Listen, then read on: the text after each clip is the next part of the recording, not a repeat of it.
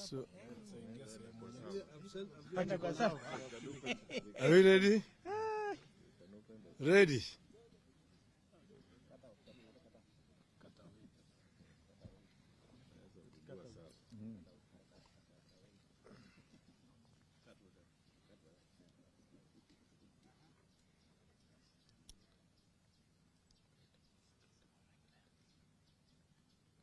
Felix, you give a signal.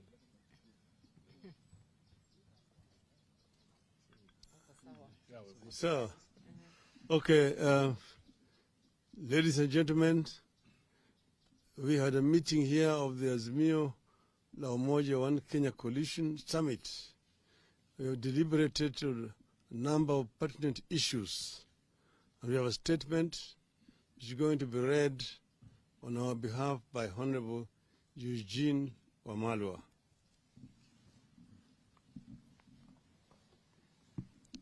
Thank you very much, Your Excellency. Ladies and gentlemen, this is a press statement by Azimio la Umoja One Kenya Coalition Party. Azimio leadership and our delegation to the bipartisan talks had a meeting today, and we received a progress report on the talks and events leading to the decision by our team to declare a statement and suspend the talks.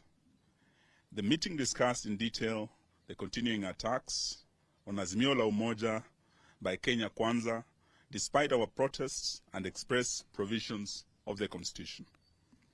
A number of issues emerged.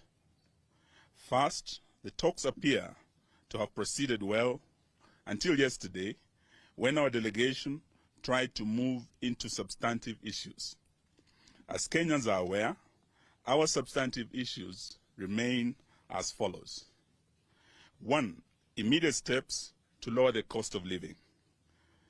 We dare add that cost of living has acquired more urgency in light of the finance bill, the continued rise in the cost of basics like unga, sugar, and fuel, the continuing fall of the Kenya shilling, and the new raft of taxes that the Kenya Kwanza administration is determined to push down the throats of suffering Kenyans.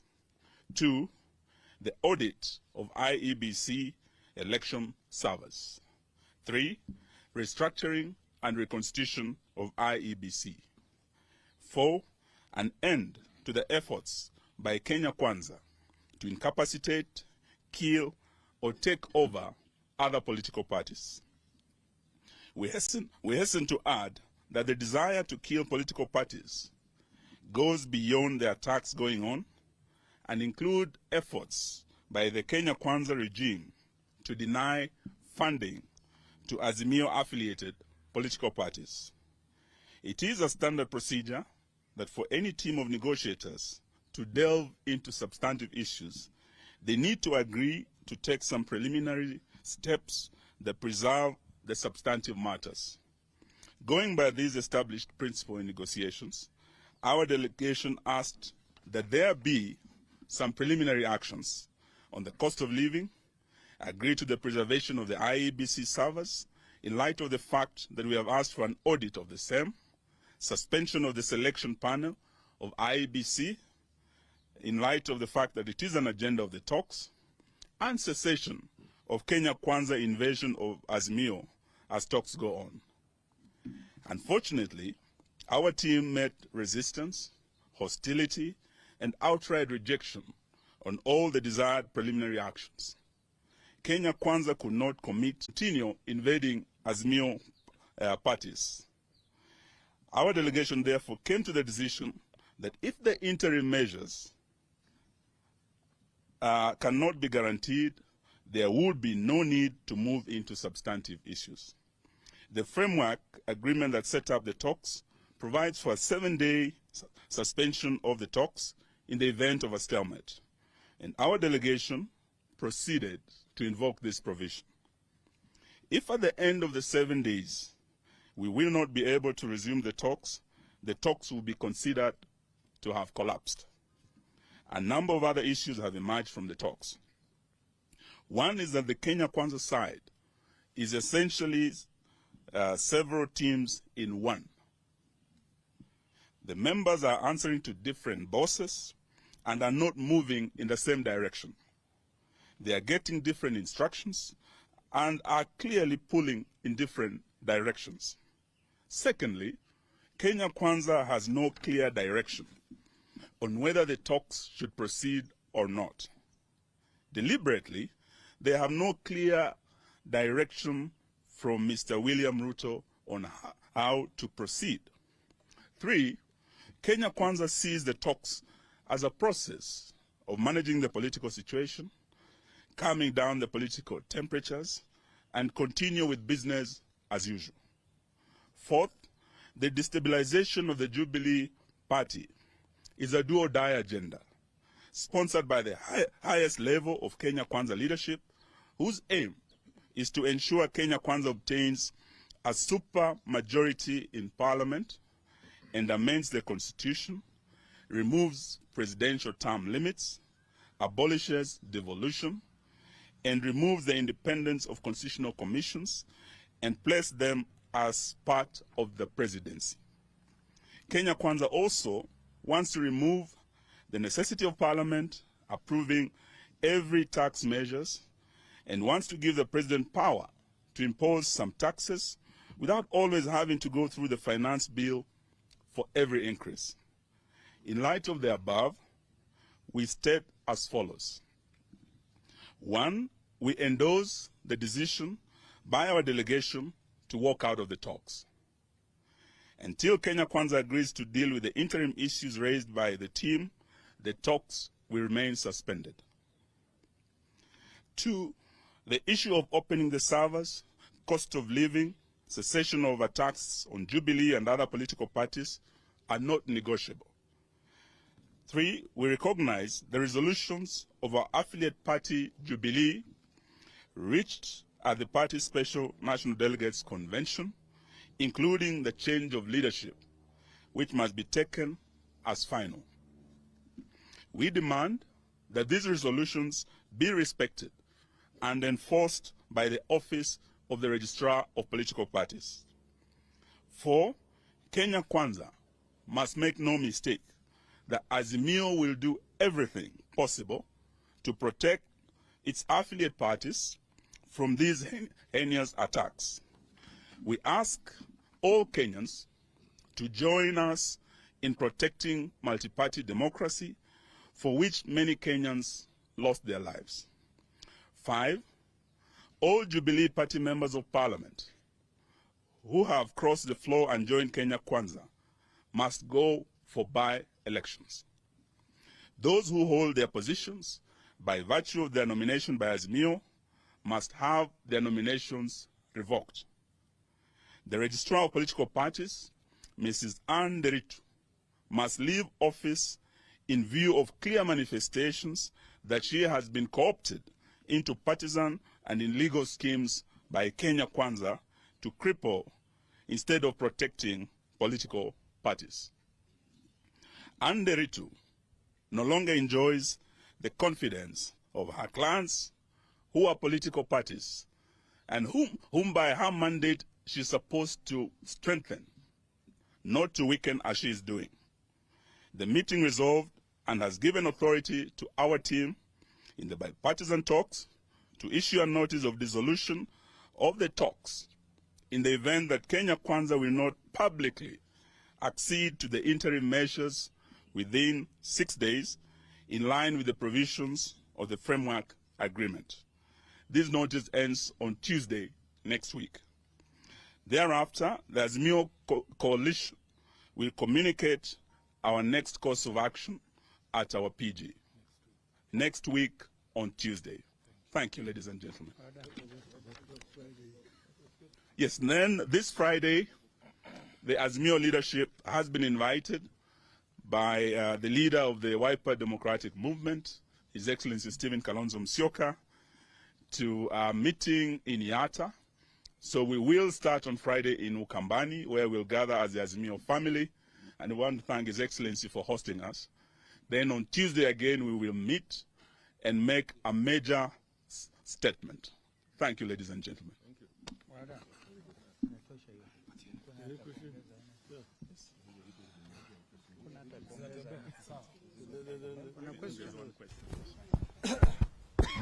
Thank you so much. Just two questions. Number one, you're calling for the implementations of the resolutions of the NDC of the Jubilee Party, but the ORPP said yesterday that the NEC meeting that constituted the NDC was not proper because of quorum. So how will you ask for that? Number two, there's this sugar issue, and there have been talks about there's some people, top government officials, who are involved in it. Do you know who these people are, or as in your oversight role? Thank you.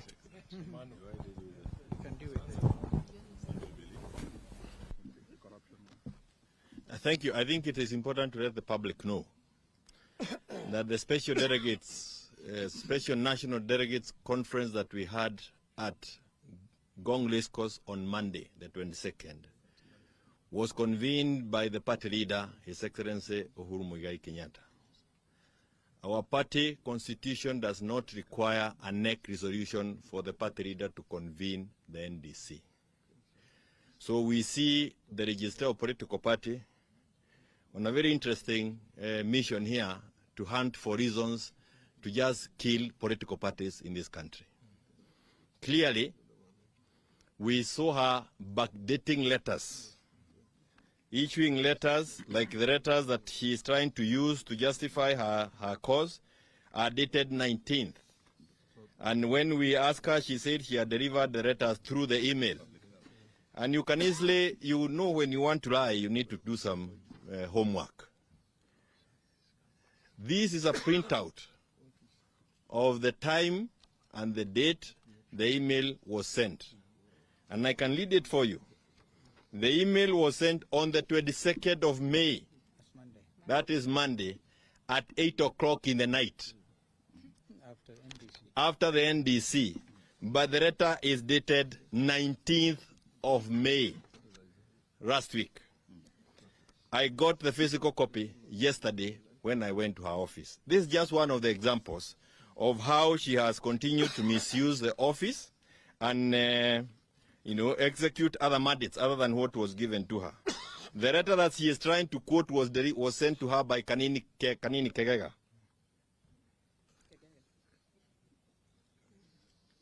And Kanini is a stranger to the whole of this thing as an acting SG. But cleverly, because they are now agents of destruction, actually really playing the role of undertakers of political parties, she replies to Kutuni, the Deputy Secretary General. So she is the one trying to sanitize this invasion to political parties. And I agree and want to say that if we do not rise up as Kenyans, this may be the end of even new people coming to cover an alternative view to that of a government. It took the lives of people for you to be there listening to us as a voice of the voiceless. Remind them the court stayed. And again, the court stayed any attempt to stop the NDC, and the order was served on the registrar in good time. By the way, the order was served on her physically before she even acted on the letters that she is purporting to do. Falsifying government documents is a criminal offense. And this lady is clearly guilty of criminal offense. She has continued to falsify those documents, and that is what has sustained these unnecessary coup attempts that you see that have become part of our entertainment every day. I thank you. The issue of sugar? Thank you very much. I've been asked to respond to the issue of sugar and other scandals. As you know, during our campaigns, we did warn Kenyans that our opponents have a history, and their history is known right from the YK92 days. The days of corruption and mega scandals are back in Kenya. And we started with the fertilizer scandal. We now have the poison sugar scandal. We have the nets, mosquito nets, KEMSA. And we have the tractors from Belarus. That is another scandal in the making in the transport sector. Today, we were just addressing ourselves to the immediate changes that have taken place. But on Tuesday, we will be addressing matters, corruption substantively, and also attempts by Kenya Kwanza to kill political parties. And not just political parties and killing multi-party democracy. Kenya Kwanza wants to kill devolution. As we speak, I heard Governor Kahiga of Nyeri saying on Friday, he'll be shutting down. Where is this money going? So this is a matter that we'll be addressing substantively on Tuesday. For today, we wanted to focus on the changes that have taken place, and the talks remain suspended until Tuesday when we make a further statement. Thank you very much. Yes, and also we want to say this to the Kenya Kwanza regime. They have to stop this politics of intimidation. They have started targeting and arresting Azimio supporters.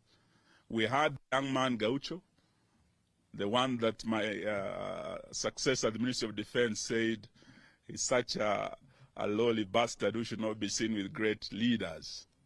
And it was a shame for President Uhuru to work with a chokora like Gaucho. But these are the real hustlers who are taken for a ride by the hustlers in State House, who cannot now work with them.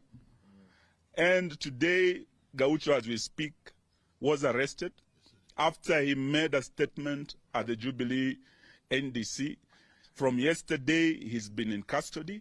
As we leave here, we want to follow up to ensure he's released today. Maina Njenga, just because he came out to support Raila Odinga, he went all the way to Njambini. They tried to arrest him. And from yesterday, they have arrested him. As we speak, he's in Nakuru today trying to get back his freedom. We want to say no to intimidation and police harassment. They said they will not criminalize the justice criminal system. That's exactly what they're doing. And we want to urge our police to stop being misused by the Kenya Kwanza regime. Asanteni sana. Thank you.